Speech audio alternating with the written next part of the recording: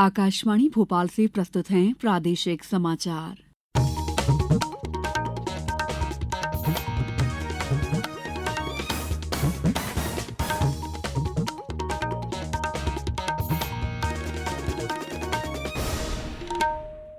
नमस्कार, समाचारों के साथ मैं दीपा सिंह।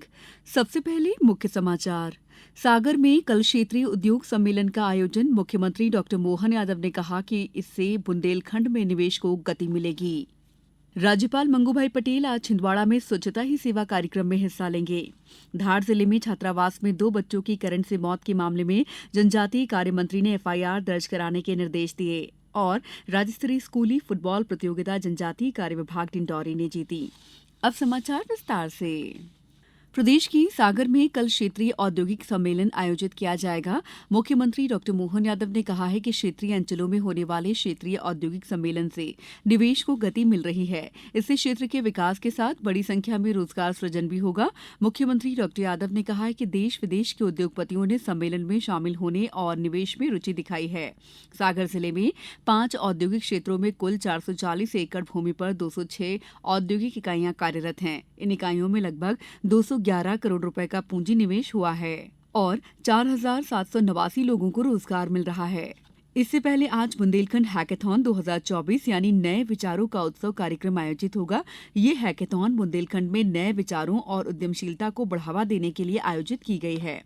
इस हैकेथॉन में 600 से अधिक स्टार्टअप ने प्रविष्टियां भेजी थीं, जिनमें से 60 सर्वश्रेष्ठ स्टार्टअप फाइनल में पहुंचे हैं। सागर संभाग की चुनिंदा समस्याओं पर स्टार्टअप द्वारा समाधान प्रस्तुत किए जाएंगे। राज्यपाल मंगूभाई पटेल आज छिंदवाड़ा जिले के ग्राम छिंदी स्थित प्राथमिक स्वास्थ्य केंद्र का दौरा करेंगे और स्वच्छता अभियान के अंतर्गत स्वच्छता ही सेवा कार्यक्रम में हिस्सा लेंगे। केंद्रीय संचार ब्यूरो क्षेत्रीय कार्यालय छिंदवाड़ा द्वारा स्वच्छता ही सेवा विषय पर आज विशेष जागरूकता कार्यक्रम सुकलुढाना छिंदवाड़ा परिसर में दोपहर में आयोजित किया जाएगा।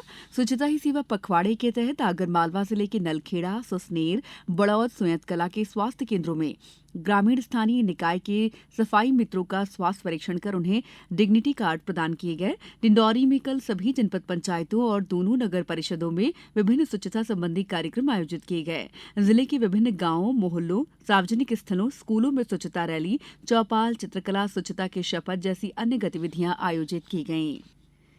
केंद्र में मोदी सरकार के तीसरे कार्यकाल के 100 दिन पूरा होने पर नरसिंहपुर जिले के किसानों ने अपनी प्रतिक्रिया देते हुए कहा है कि 2014 से जब से केंद्र में मोदी सरकार आई है तब से किसानों के जीवन में बड़ा बदलाव आया है और उनकी आर्थिक स्थिति में काफी सुधार हुआ है। इसके साथ ही पीएम आवास जैसी योजनाओं का लाभ भी किसानों को मिला है, जिससे किसानों के जीवन स्तर में बदलाव आया है।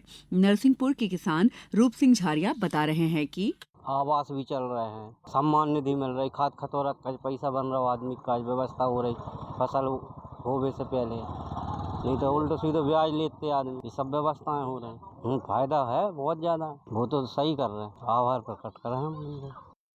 शाजापुर जिले के मक्सी में 2 गुटों के बीच झड़प के बाद हालात नियंत्रण में बताए गए हैं। कुछ लोग घायल भी हुए हैं। मुख्यमंत्री डॉक्टर मोहन यादव ने मक्सी में हुई घटना के संबंध में उज्जैन संभाग आयुक्त और पुलिस महानिरीक्षक से जानकारी ली।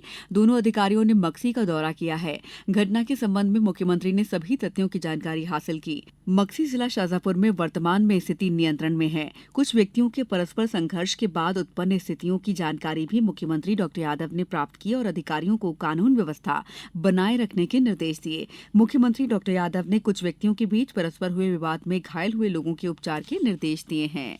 समाचारों में वक्त है ब्रेक का।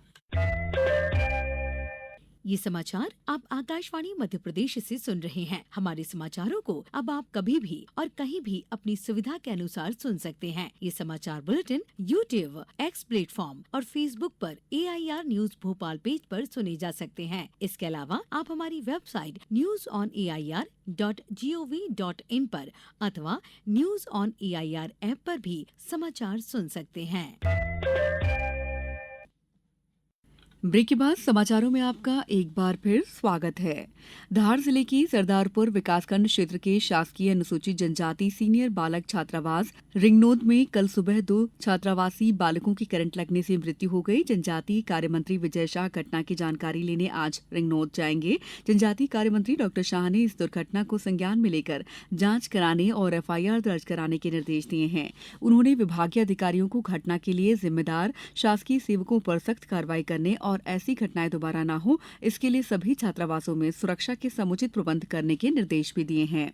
इंदौर संभाग आयुक्त दीपक सिंह द्वारा प्रभारी सहायक आयुक्त को तत्काल प्रभाव से निलंबित कर दिया गया है। जिला कलेक्टर ने शासकीय अनुसूचित जनजाति सीनियर बालक छात्रावास रिंगनोद के प्रभारी छात्रावास अधीक्षक को तत्काल प्रभाव से निलंबित कर दिया है। साथ ही विकासखंड शिक्षा अधिकारी सरदारपुर को कारण बताओ नोटिस जारी किया गया है। इसी बीच आज जनजातीय कार्य विभाग के प्रमुख सचिव ई रमेश कुमार विभागीय छात्रावासों की सुरक्षा के संबंध में बैठक लेंगे।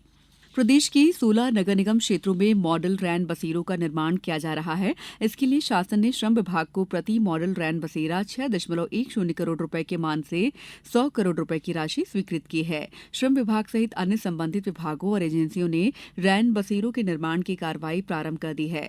मुख्यमंत्री डॉ मोहन यादव ने प्रदेश के शहरों में संचालित रैन बसेरों की जानकारी ली है। विभिन्न कार्यों से ग्रामीण शहरों में पहुंचते हैं। इनके रात्रि विश्राम के लिए व्यवस्था सुनिश्चित करने के उद्देश्य से श्रम विभाग के माध्यम से रैन बसेरों के निर्माण का कार्य होगा। गौरतलब है कि नगर निगमों के माध्यम से प्रदेश के प्रमुख नगरों में दीनदयाल अंत्योदय योजना, राष्ट्रीय शहरी आजीविका मिशन के अंतर्गत 121 आश्रय स्थल संचालित हैं। यहां शहरी बेघर आकर भी शरण लेते हैं। शाजापुर जिले के शुजालपुर में 68वीं शालेय राज्य स्तरीय फुटबॉल प्रतियोगिता जनजातीय कार्य विभाग डिंडौरी ने जीती है। फाइनल मुकाबला जनजातीय कार्य विभाग डिंडौरी और इंदौर संभाग के बीच खेला गया, जिनमें डिंडौरी की टीम ने 3-0 से फाइनल फुटबॉल जीतकर ट्रॉफी अपने नाम कर ली। स्पर्धा में जबलपुर, इंदौर, नर्मदापुरम, उज्जैन, शहडोल, रीवा, ग्वालियर जनजातीय कार्य संभाग शामिल हुए।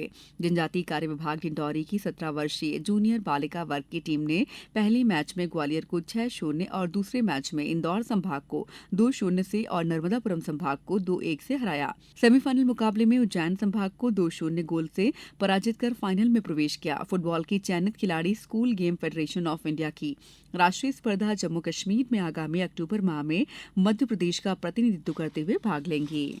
अब कुछ समाचार संक्षेप में। आयुष्मान पखवाड़े के अंतर्गत कटनी जिला अस्पताल में आधार कार्ड बनाने 1 दिवसीय विशेष शिविर लगाया जा रहा है। इसमें जिले में पात्र हितग्राहियों के आयुष्मान कार्ड और आम नागरिकों की आभा आईडी बनाए जा रहे हैं। साथ ही 70 साल और उससे अधिक उम्र के नागरिकों को भी आयुष्मान कार्ड बनवाने के लिए प्रेरित किया जा रहा है। रायसेन जिले में स्वच्छता ही सेवा पखवाड़े के तहत ओबेदुल्लागंज में दुकानों पर जाकर नागरिकों को सिंगल यूज प्लास्टिक का उपयोग नहीं करने की समझाइश देते हुए पर्यावरण को होने वाले नुकसान के बारे में बताया गया। मुरैना नगर निगम द्वारा स्वच्छता पखवाड़े के अंतर्गत स्कूलों में स्वच्छ भारत स्वच्छ मुरैना कार्यक्रम आयोजित किया गया। पन्ना में आगामी त्योहार उल्लासपूर्ण माहौल में और शांतिपूर्वक मनाए जाने के लिए कल जिला स्तरीय शांति समिति की बैठक हुई। आगरमालवा जिले की नलखेड़ा जनपद पंचायत में कल आयोजित शिविर में कृत्रिम अंग और सहायक उपकरण वितरण के लिए 58 दिव्यांगजनों को पात्र पाया गया है। डिंडौरी में खरीफ विपणन वर्ष 2024-25 में समर्थन मूल्य पर धान और मोटा अनाज उपार्जन के पंजीयन के लिए जिले में 26 केंद्र स्थापित किए गए हैं। पन्ना जिले के ग्राम बगहा में कल बिजली गिरने से एक किसान की मौत हो गई। अंत में मुख्य समाचार एक बार फिर।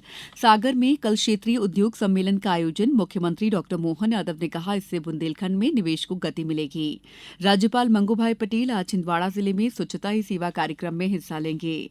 धार जिले में छात्रावास में 2 बच्चों की करंट से मौत के मामले में जनजातीय कार्य मंत्री ने एफआईआर दर्ज कराने के निर्देश दिए। और राज्य स्तरीय स्कूली फुटबॉल प्रतियोगिता जनजातीय कार्य विभाग डिंडौरी ने जीती। इस बुलेटिन में इतना ही। नमस्कार।